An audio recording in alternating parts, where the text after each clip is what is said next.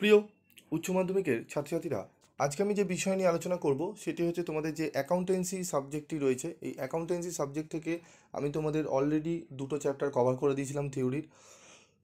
আজকে আলোচনা করব তোমাদের ইউনিট 3 থেকে, যেটি তোমরা মোস্ট রিকোয়েস্ট করেছো যে স্যার আমাদের এই চ্যাপ্টার থেকে কী কী থিওরি প্রশ্ন পড়লে 100% কোশ্চেন কমন পাবো, কিছু বলে দিন।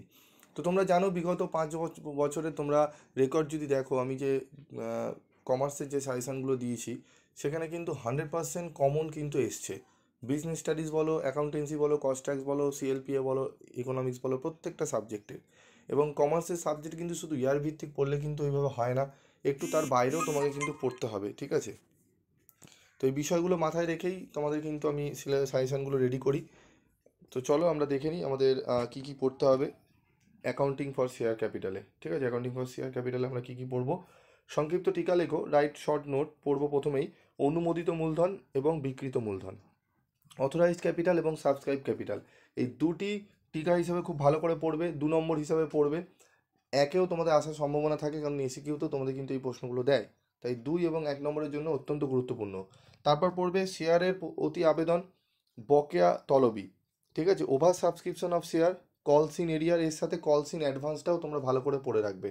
ঠিক আছে, কলস ইন অ্যাডভান্স, কলস ইন এরিয়ার কাকে বলে অবশ্যই ভালো করে পড়বে। এবং খুব যদি 2-এ আসে 2-এর জন্য লিখবে, একেও আসলেও যাতে লিখতে পারো সেই হিসাবে কিন্তু পড়ে রাখবে। সংরক্ষিত মূলধন বলতে কি বোঝো? হোয়াট ইজ রিজার্ভ ক্যাপিটাল, অত্যন্ত গুরুত্বপূর্ণ। বিবরণপত্র কি? What is prospectus. ঠিক আছে, প্রসপেক্টাস বলতে কি বুঝি? ইকুইটি শেয়ার, প্রেফারেন্স শেয়ার কি বা কাকে বলে, অত্যন্ত গুরুত্বপূর্ণ। এই যে থিওরিগুলো দিয়েছি একটু রেডি করে নাও, দেখবে অনেকটাই তোমরা উপকৃত হবে কোশ্চেন পেপার পাওয়ার পর। শেয়ার কি? শেয়ার ও ডিবেঞ্চারের মধ্যে পার্থক্য উল্লেখ করো। What is share, distinguish between বা difference between share and debenture. Okay, most important. তারপর 3 নম্বর প্রশ্ন, forfeiture of share and reissue of share. What do mean by forfeiture of share and reissue of share, এটা ভালো করে পড়বে। এখানে যা যা থিওরি দিয়েছি যদি তোমাদের পড়া হয়ে গিয়ে থাকে, একদম তোমরা নিশ্চিত থাকো এর মধ্যেই তোমরা পাবে। এবং যারা পড়া হয়নি তাদেরকে বলবো এই প্রশ্নের উত্তরগুলো ভালো করে নাও। ওকে, চলো এরপর আমরা দেখবো আমাদের শেয়ার সার্টিফিকেট অ্যান্ড শেয়ার ওয়ারেন্টের মধ্যে পার্থক্য লেখো। ঠিক আছে, শেয়ার সার্টিফিকেট এবং শেয়ার ওয়ারেন্টের মধ্যে কী কী পার্থক্য রয়েছে এইটা ভালো করে তোমরা একটু পড়ে নেবে। এই 4টে প্রশ্ন ভালো করে পড়ে নিলে একদম এখান থেকে প্রশ্ন তোমরা কিন্তু কমন পাচ্ছ।